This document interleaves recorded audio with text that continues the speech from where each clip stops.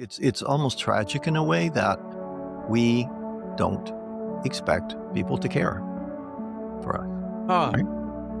And to act in a way that's caring towards them is kind of shocking. Like to imagine that they have actually needs for attention and validation, and that they suffer, and that they want to be heard, they want to be listened to. That's not the context of the Western world, where relationships are in the Western world are sort of transactional, right, for the most part. And it's very scary to admit that we have human needs. I know it's crazy, but You are now entering the container.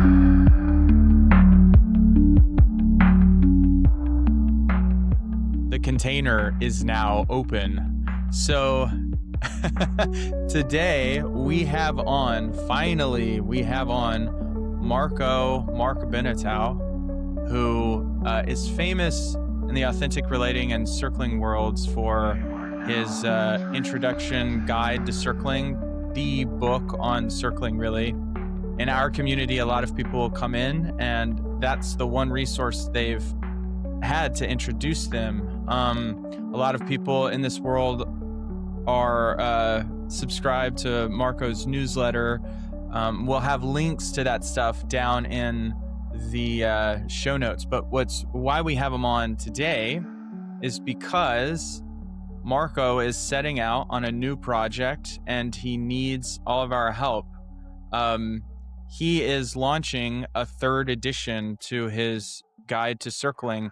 He's bringing in some of the biggest names in our field to share their insights into what this practice is and where it's been and where it's going. And he's leading a fundraising effort right now to make sure that we, as a circling community, get the best book that we can just put in someone's hands and say, if you're curious, this is a great resource to get started.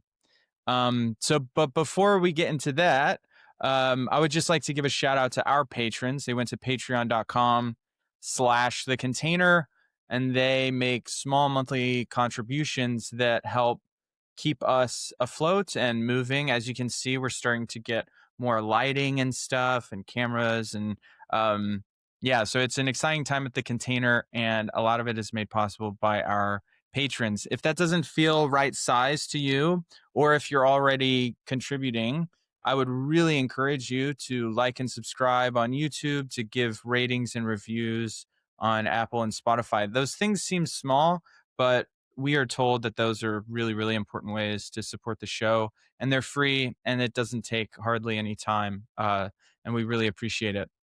So with all of that being said, Marco, I'd like to bring your voice onto the container for the first time. Welcome.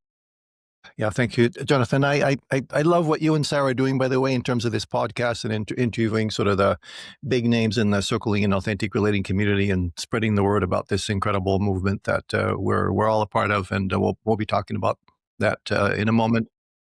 Yeah. Yeah, Uh, that means so much coming from you in particular, because when we got into the reason we started the container, a big reason, is that when we got into circling, there's just not a lot of resources online to learn about it, except for there was one guy who had a podcast, who had a newsletter, who had a book, and it was Marco Beneteau. So it's really like you're like in a lot of ways a grandfather of the container. You're like you're a big inspiration. So it means a lot coming from you. Well, I appreciate that, Jonathan. I like to say I'm kind of a minor celebrity in the AR movement. I'm far from being the best circler in the world. There's people who are much better than me. But my one claim to fame is the author of the Circling Guide, which as I write about I wrote. The first edition was about 10 years ago when I first discovered the practice. And I sort of launched my first private circle, and can you believe it? That circle was fantastic. I didn't know anything back in the day, and I sort of impulsively wrote the circling guide, and actually became quite popular. And then I started the newsletter as well, which is sort of the only non-affiliated event digest, and let's call it a gossip column in the space, which is also quite popular. I've got close to 2,000 subscribers to the circling guide right now. Man, it's an empire you've built. Well, we're kind of a small pond, and let's bookmark that as well because we have perhaps 10% of the visibility or global reach of NVC. NVC is supposedly has impacted about 500,000 people, and there's probably somewhere between 30 and 50,000 people have been impacted by authentic relating. Despite my opinion. That AR is more powerful, and it's also sort of more of a integral modality than NVC as well. I talk about NVC in the book, and it's actually extremely complementary to circling, and that too we could delve into if you want. Yeah, not, for people uninitiated, nonviolent communication by Marshall Rosenberg, that the NVC movement. Yeah, so well, I think that a really good place to start is that impact, and that's why I think your work, especially with an intro to circling, and the with the new edition coming out, is so important to what we do. I think what really hurts the growth of authentic relating and circling is that we lack real cohesive clarity on an elevator pitch about this is the practice and this is why it is of interest to you as a human being, and this is what you can expect if you walk in the door to our event. Without that, I think a lot of people have to have a lot of trust if they walk into circling. Um, that's a big move for a lot of people, and if we can't really clearly communicate it, why would they have that trust? And so, um, yeah, so I kind of want to actually start there. And as a veteran of facilitating, yeah, I'd really like to get your thoughts on that. Yeah, sure. It's a very rich topic, Jonathan. Thank you. I mean, a great place to start would be sort of a comparison between NVC and circling and authentic relating, and I do sort of go into it in depth in the third edition of the circling guide, a chapter comparing NVC and circling, and sort of a compare and contrast example. A case study of your roommate who's not doing the dishes. That's a classic case that we that we draw on for demonstrating emotional communication. But NVC, first of all, it started in the 70s by Marshall Rosenberg, and it's a communication model. It's sort of didactic in its approach, and the idea is, okay, you do this, and you will have successful relationships. And it's actually very, very powerful. I do think of it as a sort of a complete relational developmental system. I think that MVC actually does understand the fundamental context of what it means to be in relationship, and how to win with people, essentially, how to communicate in a way that gets their human needs met, particularly human needs for belonging and contribution, which is kind of what we all want. Right? We all want to belong, and we all want to feel that we can make a difference, right? And MVC is very good at that. But by contrast, circling and authentic relating, it's more of a presence practice. So it's you tune into what's happening in the field, and a lot of it does happen in language, of course. When you in a circle, you talk for the most part, right? But it's a lot more than that. And this is why it's so hard to write about, and this is why so few people have written about it. In fact, the only people that have written about it are me and Brian Bayer. Can you believe it? Brian Bayer wrote the first book of circling. It's quite good, and it's still available, by the way. And now there's two other books on authentic relating now. They're both very good, by Ariel Castano and Jason Diggs, who are founders of the Art International, right? But there's only two books written about circling, which is kind of amazing. And part of the reason for this is that it's very difficult to describe a presence practice. It's a felt sensation. It's a nonverbal experience, so you can't really describe it fully accurate in language. It's a sense of dropping in with other people, where you feel safe, you feel at home, and you feel like you belong. It's almost like this somatic experience. So how the hell can you possibly describe it? And the ways of getting there also, it's not like a formula.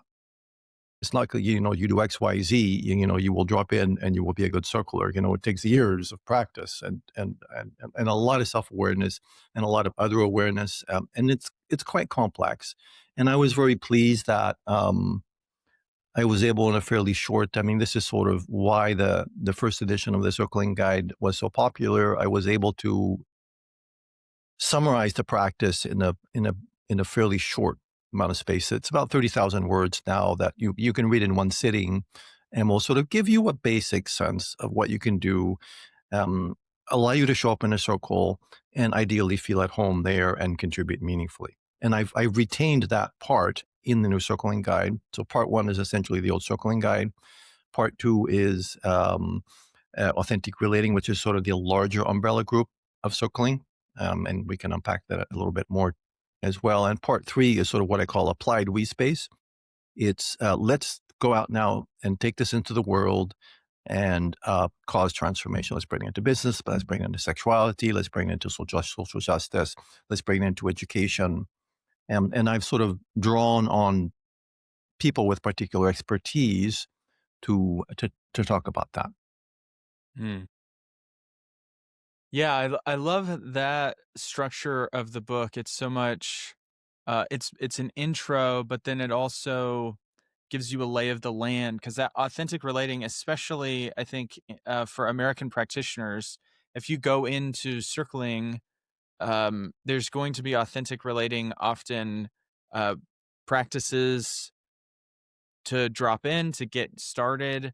And like I know we've in the past had a lot of programming where it's just authentic relating games for the night, and that's really helped build skills and sensitivities that then circling as a more wide open, like you're saying, it's sort of a more wide open presence based practice. Like it's more like riding a bike. You have to just kind of feel what it's like to have momentum and be in the zone. And until you like feel it, it's going to be really hard to list it out in bullet points of what it is. So that authentic relating, those practices really feed into it. So yeah, so there's like uh the first section is kind of just describing circling, then you get a lay of the land, and then this third part, I know before we started recording you mentioned how important this is to you. And it feels really alive for me too, is like, where can we actually take this? Like circling is a practice. What are we practicing for? It's like to change the world, to change and elevate human consciousness in the way we relate. Um, yeah. So like all three of these feel really alive for me right now. Yeah, beautiful. Um, yeah. Yeah, beautiful. Good. Well, let me sort of lead in with authentic relating. Some people, many people, including me, look at circling as a specific practice within the authentic relating movement. So there's authentic relating games, and there's circling. Mihai Bănulescu. I don't know if you know about him. He has a very, very powerful practice called connection games as well. That's sort of a close cousin of authentic relating. And the one of the difficulties of circling is that you can't actually teach it; you can only model it, and you can't actually Yeah. talk about it. I like to quote. Who was it that says that the Tao that can be spoken is not the true Tao. Unfortunately, it's not very Mhm. helpful. It's not very helpful context when you're leading circling to beginners, right? But ultimately, that's true. Okay, so you have to model it. You have to model with vulnerability. You have to model it with self-awareness and other awareness, and actually real caring for people ultimately. And that's really where the Mhm. challenge is, because it's emergent. So how you circle is going to be different. It depends on who's in the room. And just to go one step further here, what I believe and what I write about in the book, and this took me some years to sort of frame as clearly as I can see it now, is that circling, it's essentially authentic relating with shared context. So the shared context is we're here to connect, we're going to be vulnerable, and we're going to try to be nice to each other, and we're going to try and get more awareness of how we communicate and the impact on other people. So that's the aspect that happens in language. But we're also going to be sort of try and be more aware of the nonverbal aspects of presence, which is the tell that can't be spoken, right? So circling is essentially authentic relating with shared context. And then there's authentic relating games that are authentic relating games. We have a shared context. We're gonna open up. We're gonna talk about important things, and we're gonna get to know each other. That's the shared context. And if there's anger, for instance, we're gonna try and unpack that within a conscious container. Whereas in the world, if you're angry at someone, it's not that likely they're really going to be that interested in your anger, and particularly as a thing that they can develop from and you can develop from expressing. So that's the key importance of shared context. And then there's another practice which I call authentic relating in the wild or authentic relating in the street, which is basically trying to show up for their people and approaching people with the implicit assumption that they want to belong, they want to be seen, they want to be heard, and they want to know that they make a difference. And go ahead. Yeah, I think you're highlighting something that I think is so the way you just said it is so clear, and I would just like to take a moment to just like turn it over and really taste it. That the shared context of a circle gives us this superpower to trust even when hard things or quote unquote hard stuff comes up. Yes, beautiful. It's like, okay, yeah, we're in this together. Like, this is what we play for. Like, okay, anger is in the space, or sadness, or awkwardness, or boredom, or or arousal.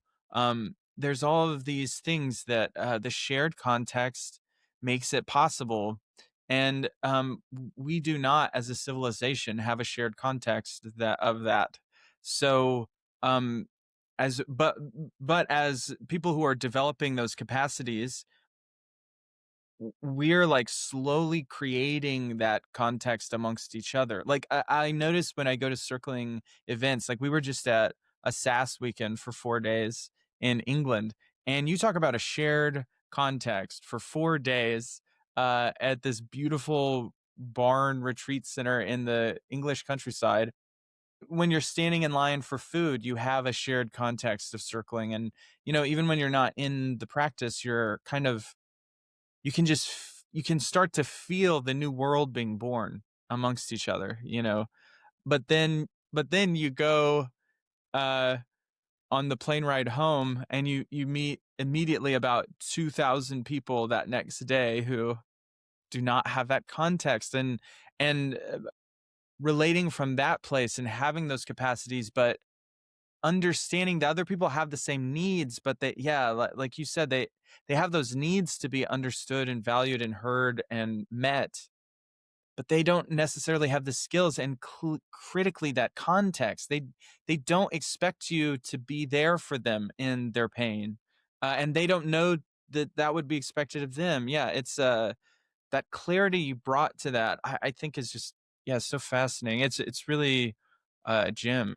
Yeah, thank you, Jonathan. That's beautiful. That's exactly correct. It's almost tragic in a way that we don't expect people to care for us, Oh, right?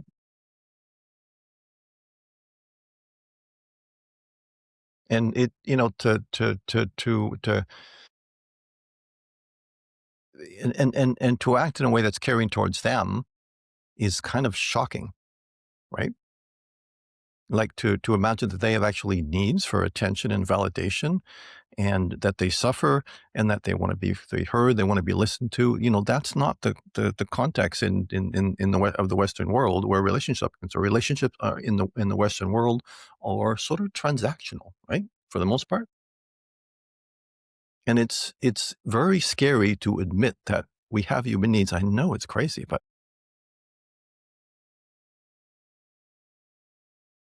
yeah, I'm really with the heartbreak of that. Like, yeah, and I think if you really sat people down, I think almost to a person, if they could choose one civilization or the other, it's like they would choose the circling one where, you can expect to be heard and be met and Yeah, to and be and it's reached also for. it's also scary though, Yeah. and it's extremely developmental to be in a space that's that honest because people might tell you things that hurt. Mm, So that's part of the reason that it's part of the reason why circling is so challenging, but also so exciting. mm. Yeah, and the potential for hurt, I think, brings up a often an implicit value, but I noticed you kind of stated it in your brief description of circling, that of like being nice to each other. I took that to mean like trying to be aware that like things that come up might be really sensitive, and we're not here to roughhouse people in their tenderest spots. We're here to welcome them, and like welcoming when people are in tender places is like it requires a kind of kindness or a love that is practiced too. Like that's part of the practice, is learning how to instinctively just be like gentle with people when they, when they're really opening up. It's like, yeah, that there's like a value there. Um yeah, something like closer to a value that I think is, Yeah, yeah, and yeah. and I mean, again, we have to use common sense here, and bottom line is sometimes you have to say things that are going to be hurtful. Uh, and when people hurt you, sometimes you have to say, "Ouch." It's taken me 10 years to really say ouch, by the way. That's a very, very powerful statement. Or I felt hurt by you said that. I felt that you were looking away when you spoke, and I really wanted more attention. Really wanted you to take me more seriously. You can say things that are very vulnerable and might be a little it takes a lot of courage to say, but ultimately will create more closeness with the other person. But sometimes you have to say really hard things like, I don't think I want to be your friend. Or Mm, it's like you seem to be angry all the time. And I just don't know how to relate to that. But the hard things tend to be the most transformational. And that's the beauty of it. So even if you have to hurt someone, sometimes it can be ultimately helpful. And mm. that's the kind of thing that we are encouraged to say in circling, of course. Of course, it requires a certain trust in the container, but that's sort of the kind of radical honesty and that we're soliciting. And that's really why it's so exciting, really, because you don't see this in ordinary conversation. That reminds me of something that Jason Diggs told me once. I think on the container, was that something that authentic relating and circling in particular gives us is feedback, which we actually don't get a lot of direct, honest feedback in the moment. In socializing in life, yeah. So that getting that feedback, often it can be a little stiff. Um, You know that term from wrestling, pro wrestling. Stiff is when the fake punching or the fake violence is a little close to real violence. That's called working stiff. I like to think of that in a circle as like, whoo, that was stiff. That was like, um, it's good medicine sometimes, and sometimes it's like, the dosage makes the medicine. So sometimes the dose is a little high, and Yeah, beautiful. yeah, but yeah. That's a great analogy. Working stiff. We try to be kind of stiff. Yeah. Yeah, you it's know, like as, as, as sorry, as go loving on. as loving as we can, of course. We're not deliberately hurting people. Yeah, and, it reminds me of, like, what with the kids, like, um, sometimes the most loving thing is not to be, uh, too overly saccharine and too soft about stuff. Like, sometimes the meeting with the most love is to be really clear about, like, whoa, we have a boundary here, or like this is something important, and we're not going to just like you know, smooth over the like, this is a lesson that needs to be, this is a boundary that needs to be installed. And it's like, I feel that way in circling sometimes. Is like there's a greater love than gentleness sometimes. Yes, Yeah. exactly. Beautiful. Yeah, so that's like, I feel like that's all like section 1 intro to circling stuff. And then now like maybe move to section 2 and the authentic relating, the kind of the, as you're framing it as like the broader movement of authentic relating. And yeah, how do you see that, both in the structure of the book and in how you kind of frame what our movement is and how it functions? Yeah, thanks, Jonathan. I love that question. It's a very deep question, and just let me sort of back up a little bit. So I encountered circling in 2016 at the Boulder Interval Center. So I think I saw a video interview of Alexa Shepherd online, and I was like, holy moly, I got to be a part of this. And basically, I was living in Thailand at the time. I packed my bags and move back to Boulder. Seriously. I mean, I went through Nepal. I did a kind of fantastic month-long trek in the Himalayas, but that's another story. Um, but um, what what I realized and I realized this almost immediately when I got into circling, is that I've spent sort of a lifetime as a seeker. I've done a whole bunch of what's called large group awareness trainings. I was really into Landmark for a while. I did I spent 10 years in therapy. I did a lot of 12-step work. I did a lot of reevaluation counseling as well. That was I really had laid great hopes and expectations in reevaluation counseling because it's so powerful. Um, but I discovered after a while some serious sexual abuse and ethical problems in reevaluation counseling. I had to leave the movement. It really broke my heart. And this is actually very, very common in these movements, that there's very serious ethical problems that are not immediately aware of. Um, so I've done a lot of personal development work. I've been burned by a lot of these schools and these movements, and I've obviously spent tens of thousands of dollars as well in many of these transformational programs.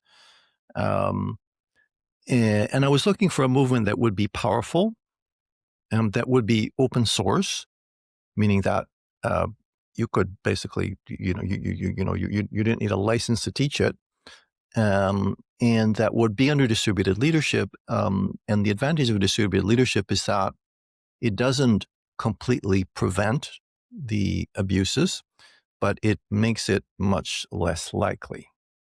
Okay. Because it's not like there's one person who's controlling the brand. And if they don't like you, they kick you out. It doesn't matter how horrible they've been to you. They kick you out and say, this guy's crazy. We don't want to talk to him. Right. This is how abuse happens in these movements. So I really, really got in a very, very quickly how powerful this could be. Because it had all the traits. Now, NVC has many of those traits as well. It is a controlled brand, but the control is relatively mild, shall we say. It's beneficial. It's not abusive.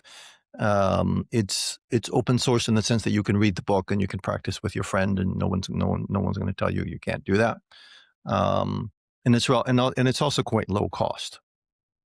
Okay. And it's this state of mind. Anyway, I landed in Boulder. I was there for 2 months. I really at that time you could circle twice a week for 3 hours each time and pay some modest monthly fee. And you had co-working there, and you had all the yoga classes. It was like $75 a month, something crazy.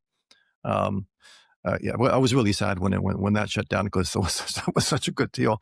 But my money ran out. I had to go home. I was back at my mother's in New Hampshire, and I was circling, every day, twice a day on Circle Anywhere. It was called this. It was the precursor of Relateful, and that's when I wrote the Circling Guide. I started private groups. The private groups were fantastic. My first group ran for a year. I just basically invited my friends into circling, which is something that I really recommend that people do. Invite your friends into a group and, maintain, hold the discipline of the practice, model to them what it is that how it works, and watch them grow, and watch all of you sort of drop into very, very powerful containers. And I got quite a bit of pushback in those days, by the way, for writing the circling guide. People were like, "Who the hell are you to, you've been in circling for 2 months and you're writing a book about it? Like, come on." But I told, my attitude at the time was, well, no one else is doing this, but any book is better than nothing, don't you think? Which I think is a pretty strong argument, by the way. So I continued and I wrote the circling guide. It turned out to be popular. Um, and I've been running private groups for my friends. I ran private groups for my friends for 6 or 7 years. In the early, maybe about 2 years ago, I started leading paid groups by myself, and then I met Sophie, and I'm 4 times the leader that I am with Sophie. Partly because she's much better than me as a leader, and partly because two pairs of eyes are much better than one pair of eyes. Like if because when you work as a team in leadership, you're much more effective than either one of you could be alone. So I recommend actually you team up and form a pair. Um, Go into a wee space with your co-lead. And debrief after each group, and use that as your personal development practice. I feel very strongly about that. So I don't know if that's too long, but It's beautiful. But yeah, there's a million tributaries off that I want to float down. mhm. Uh, Um, but I do just want to say, as an aside, like my partner in crime, Sai, um, when we run events, it's like, yeah, having that other person there, it's like, it's so different. I also think there's something to be said for a more masculine person there and a more feminine person there. However that shakes out in your situation, but I think it's like good to have sort of, yeah, the room held in these different ways. Yeah. Um, but I kind of want to go back to something I think really struck me about circling, is and authentic relating is this sort of, there's the old anarchist in me really enjoys um the open source dynamic of it in the community. While it means there's less control in a single room around how it's run, I think it protects us from a thing that has happened in so many movements like this, where there's one bad egg can like kind of take what it can collapse a whole house of cards, because because of it's structured inside a single organization, or a single, that it's too unipolar.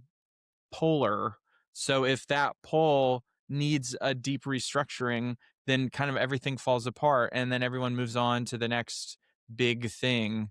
Um, no matter how much value there is in the core tech that's being shared. And I'm really curious about this reevaluation counseling. Is that what it's called? Yeah. Mhm. Yeah, yeah. I'm wondering if you could like just like say a little bit about that. Like what is I've not heard of it. And I'm gonna like after this interview, I'm gonna go like research it just because Yeah, I mean, yeah. but RC is very powerful, and I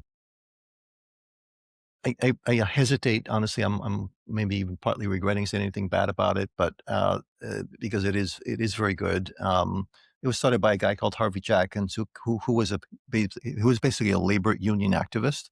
So it has sort of a Awesome. social justice and systemic awareness, systemic oppression awareness angle that is very, very attractive to me. And by the way, this is something that's often missing in circling. There's a lack of awareness around systemic oppression, and I mean, they call it in RC, they call it internalized oppression, which is how we sort of take on the attitudes and beliefs of the oppressive culture. Okay, and we do this unconsciously. But the problem with RC is that there was a very, very clear guideline that you were not allowed to have sexual relationships with people you met in the movement. and they held this guideline very, very strongly. In the meantime, the leader was basically, pardon my French, fucking all his top students. And when this was discovered, like whole communities resigned, and there was uh, were disbanded, and there was just it just was kind of ugly. Mm. Okay, What um, was the core tech of it? you know, Or is that a whole can of worms? so many of these movements, including Landmark, this is odd and scary to say, were direct students of L. Ron Hubbard, who started Scientology. So here's the thing, by the way, which is fascinating. L. Ron Hubbard had something valuable. Okay, he was able to cause transformation in people. Werner Erhard was a student of his. Harvey Jackins was a student of his. Harvey Jackins essentially made his version of what's called in Scientology auditing, which is a practice of deep listening, more or less. Okay. Mm. Werner Erhard, as you know, developed the whole Landmark, which is a large group awareness training, which is very, very powerful and is, for the most part, in integrity. By the way, Landmark, I'm a big fan of Landmark education as well, um, but it's not open source and it's not peer led. And I think you got to pay $800 now to go to a weekend. Whereas Circling you can join for $80 a month on Relateful, so no comparison. It's Mm. it's not a working class modality, shall we say? It's interesting you mentioned this L. Ron Hubbard as like as a key node in the chain for a lot of these, because I think something that gets overlooked a lot because of what Scientology became. So many people do not want to associate with L. Ron Hubbard, but what he did was he took a lot of occult teachings like from the Golden Dawn over in England, and he sort of Americanized it and sanitized it in a way that was so easy for kind of normies to grasp. Like he got rid of all of the like complex esoteric stuff and made it kind of shiny and pop. And there's something about that to me feels real like trickster energy, like the wizardry going on, and like the Golden Dawn kind of hopped out of there and kind of went mainstream, and then L. Ron Hubbard being like rejected means that it's even more obscure, the origins of a lot of this wisdom. But this is stuff that ultimately comes from like Aleister Crowley and you know Waite and all of these guys. Yeah, it's interesting. There's something spooky about that when you really start to trace those lines. Like, um, yeah, that a lot of this tech actually comes from pretty occult sources. Yeah, I just think that's interesting. Yeah, well, I mean, Kind of L. Ron weird. Hubbard, will just very quickly, he was essentially a science fiction writer. We had a very vivid imagination, shall we say? But he had one very powerful practice. Like to start a cult, you need a powerful practice because that's what gets the people in. You have to show them something. You have to give them something, and that is the auditing process, which later Harvey Jackins inherited. He called it reevaluation counseling. Um, circling is it's no circling has many circling and authentic relating has many sources. Carl Rogers is a big influence, human potentials movement, T group, and all of that. So it's a little bit different. But Carl Rogers and humanistic psychology is very powerful as well. Hmm. But that was not a cult. so but so let me sort of backtrack as well, sort of to the question of why these movements are often so problematic. And to some extent, this is true in the RAR movement as well. It's what I call questions of money, power, and prestige. So this is something that you learn in AA, that they try and stay away of that because they know that once you get into sort of the higher stake issues, Most of us are quite attached to our reputation, and to our money and to our power. And when that is threatened, we basically become assholes. Okay. And this is, and this has happened in authentic relating. I mean, we have a not really so pretty history as well in terms of, Guy Senstock and Decker Kunov kind of not getting along, for instance. When the two leaders of a movement that's based on, uh, human values and good communication, just can't get along, that's actually quite painful. Okay. Mm, mhm. And yeah, and to some degree, and this is, I'm happy we're talking about this because this is something that I would like sort of the movement as a whole to be more collaborative. It's like we're all, s- you know, small fish in a small pond, and it's almost like we're competing for a slice of the pie when we're leaders, and we're jealous of the other people. It's like we're human. What can you do? And Mm, I would like sort of to be more collaboration, and I'm extremely, extremely happy that the third edition of the Circling Guide, I have so many really high level contributors who are coming in, and I'm really hopeful that we can find more collaboration within the movement itself. I mean, we are the team. I call myself a circling evangelist, so you have to sort of filter a little bit my words, under that belief, shall we say, mm. and make your own meaning about it. But from my perspective, there's absolutely no doubt that this is the most powerful, human transformational movement of the 21st century. And it's going to get big. It's going to get at least as big as NVC from my perspective. And NVC is huge, by the way. From where I stand, I think that, my experience of what circling did in my life in such a small amount of time is that, like, if we really figure out how to build communities and bring people in, and by the way, that happens with resources like your book, um, and hopefully with like podcasts and videos and like just like the more we produce around this, like I really think this is like world historic potential of the way it changes.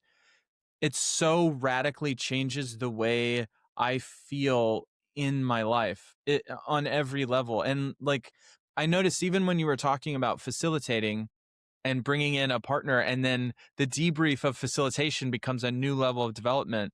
That is something that is so key, is that no one I've ever met in circling, and I've met people who when they walk in the room, it's like in any other movement this could be a guru. Like these are like big time spiritual, um like attainers, and they're still humble before the practice and like learning and developing and like um not in like a needy way, but in just this beautiful like uh it's always back to just circling it, and that it's such this endless.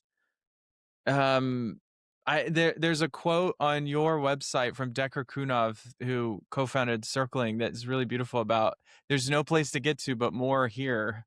And that's the thing. I'll be like spending time with John Thompson, and it's like he's still just getting more here. It's like this. It's so beautiful. The fruits. It reminds me too of Christ in the Gospels saying that you will know them by their fruits. Like, I really think that's a great way to check in on a practice. What's the value of a practice? And when I meet people who have circled a long time, I'm like, yeah, the fruits of this practice are undeniable. I like got evangelized just now. You turned on the evangelizing for circling switch in me. Thank you. We can talk about your contribution later in the show. Just kidding. But I mean, Now, just in terms of expectation setting, it does take a while.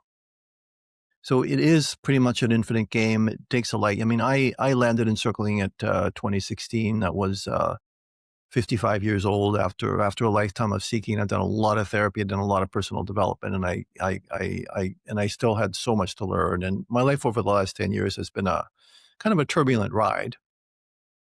But it really, I'm sort of thrilled to have come to a place where I feel strong that I have something to contribute, and I feel very, very proud to be representing this movement that is so powerful, and yeah, and Yeah. particularly now that we're sort of beginning to create a more collaborative culture within the movement, within the leadership of the movement in particular.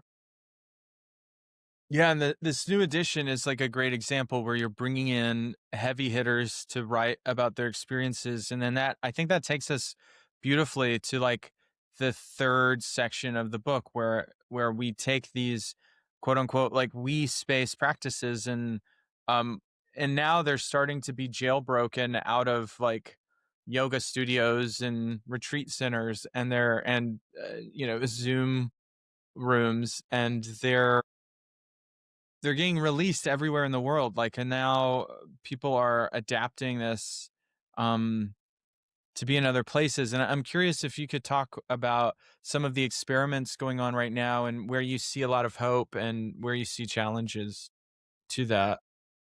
Yeah, sure. So just, I mean, I'm still pursuing some people. I really want Sarah Ness to write a chapter on authentic relating games. I mean, Sarah Ness is a legend, of course. I'm pursuing Sean Wilkinson to write about surrendered leadership. I'm pursuing Guy Senstock to write as well about his perspectives on circling that are extremely interesting as well. So hopefully we'll get those people. I'm actually talking to Sarah next week, so fairly optimistic that she will contribute as well. Um, so I guess these are people who were instrumental in laying the groundwork for the authentic relating practice. I've asked Jason Diggs. I think we'll talk about integral circling. Jason just started. Uh, Integral circling essentially went down with the closing of the Integral Center, but last year Jason opened a new school to keep that tradition alive. So I'm very happy about that, and I'm very supportive of what Jason is doing as well. Shout out, Now, friend of the show, yeah, Jason Diggs. have you interviewed Jason? Yeah, we've had him on a few episodes, one of which was to promote his new integral circling school. Okay, Yeah. that's fantastic. And You do so much. I'm not able to track what you do, but I I have a lot to catch up on, shall we say? So I'm extremely pleased that Robert McNaughton, who's going to talk about business applications of circling. Robert is a sort of a high level business coach, organizational development consultant. He's also the co-founder of the Third Integral Center, along with Robert. Who else? I don't know. Was it him and Decker? I think. Yeah, he and I think him and Decker together.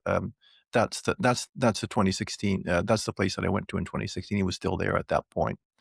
Um, no, maybe people may not know that Decker Kunov became highly successful coaching Silicon Valley entrepreneurs, and then he started a venture capital fund of his own. These are people that are very successful in the world that have really been able to monetize authentic relating, which is a noteworthy thing. I mean, to monetize any kind of personal development practice, and particularly to this degree, is extremely impressive.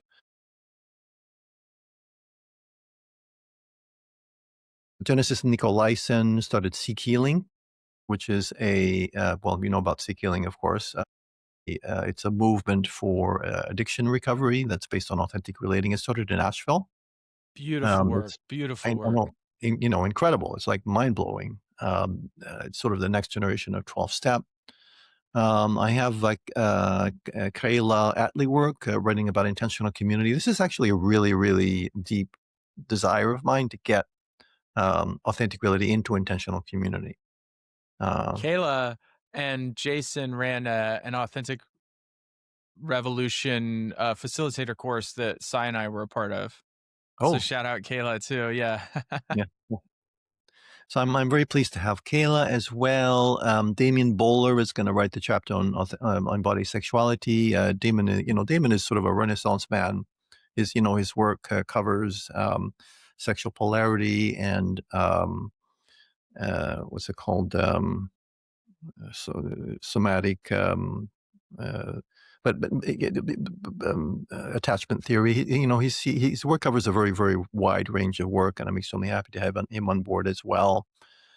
And I've asked Jordan Allen to write about spirituality as well, since that's a very, very important part of what happens at Relateful. Jordan.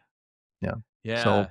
so let's hope that everyone says yes. But we have a heavy hitter team on board who are going Hmm. to write about all these different applications of authentic reality in the real world, and I'm just so excited about this. Mm. Just as you go through that list, I'm like, a movement with all of these people, what can we not do? What could we not achieve with people like that?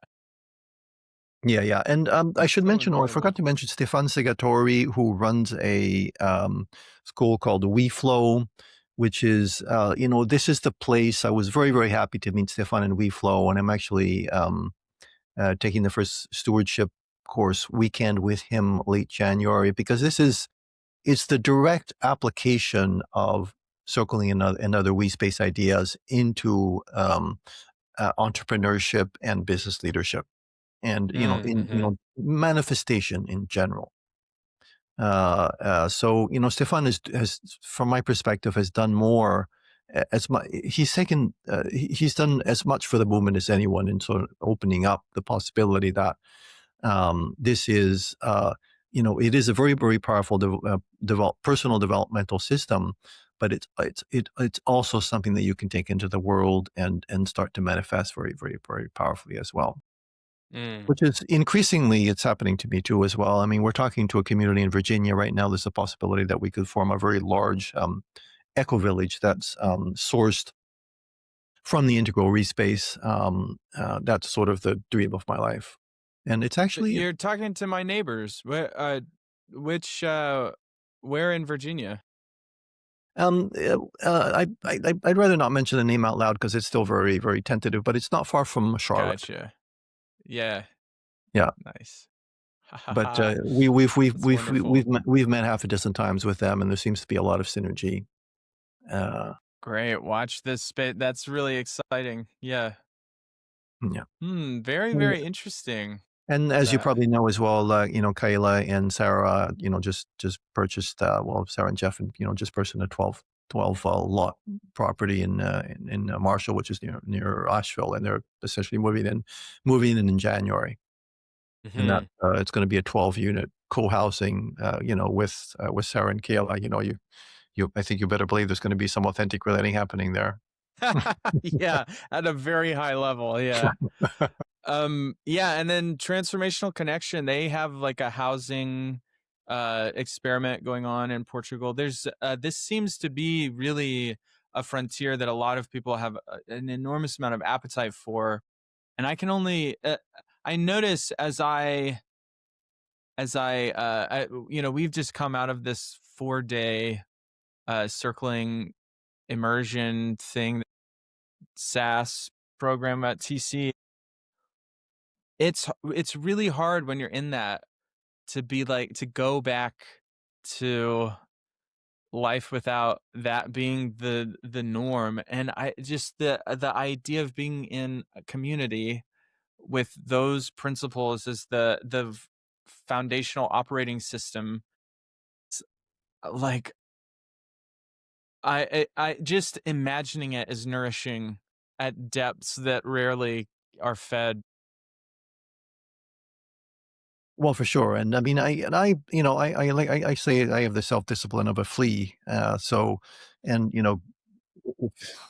everybody knows that if you take no action, you're not going to get any results right now. And I mean, to get more serious about embodiment and about sort of mental training and sort of to actively work on my becoming less reactive, uh, would be something that would be very valuable. And it's hard to do when you're living alone. Or I mean, I live with Sophie, so I'm not alone. But nonetheless, I would love if someone said, okay, every morning at 7 a.m., we're gonna meditate for the next week, or we're gonna do Osho dynamic meditation, which I love, by the way, Osho dynamic meditation.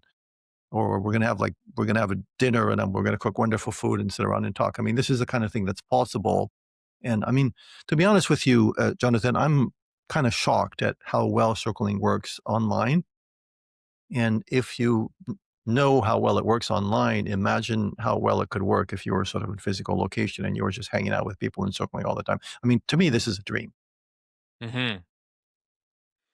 Mm. And what a dream. Yeah. What So a let's dream make it it happen. is. Let's make it happen. A really good place to start making it happen is to contribute to your fundraiser for the third edition of this book. So, yeah, for the last bit here, I kind of want you to go into um, promotion mode around the fundraiser. Where can people go to help?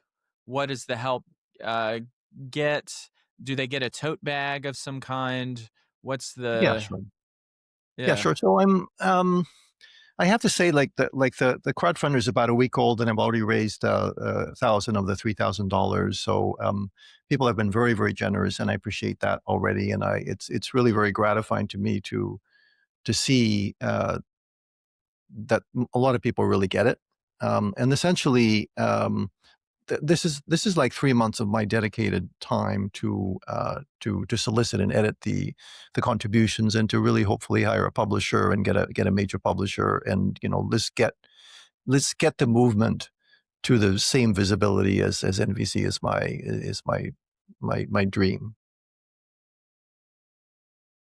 So basically, for $10, you get a PDF of the book. You get an immediate PDF of the book now, with part one, which is sort of a quick, read in one sitting. I call it the circling boot camp. So you get that immediately with $10, and you also get a PDF of the completed book when it finishes. For $25, you can get a printed copy of the book emailed to you when it gets published. March. Don't know for sure, because we got to run it through sort of a reader feedback process to make sure that it's really impactful. So March or April, you get a physical copy of the book, and it goes up from there. I've been really pleased that quite a few people have given $100, and we even have one $500 donation, and that's of course getting us to the goal quite quickly. Now I'm talking like a gospel evangelist. What else should I say, Jonathan? What? But yeah, I'm extremely grateful for everyone who's contributed. And I mean, I want to say as well that the project is going extremely well right now, and I'm quite confident we're going to reach the target.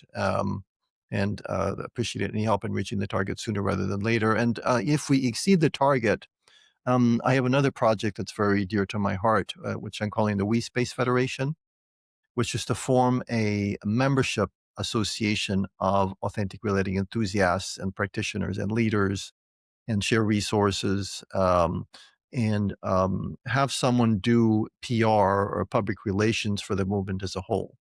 And that means soliciting articles. There was a landmark article about Sarah Ness in the Atlantic magazine not too long ago. Like major articles like that can have a huge impact and are relatively low cost to to make happen. So if we could get sort of a dedicated PR person, if we could get this We Space Federation happening and get the major schools contributing some money, and some members contributing money, and we could sort of hire a part-time PR person, I mean, this could have a huge impact. Mm, I love that. I'm really feeling the spirit, Pastor. I'm feeling ready to dig deep and Yes. contribute. Yeah, Yeah. fantastic. Well, thank you, brother. Mm, yeah. Well, Thank you so much for coming on. And I mean, you're doing your part too, Jonathan, by doing the podcast. This is a very valuable service, and I don't know anyone else who's doing that. So it's very good. With that, the container is now closed.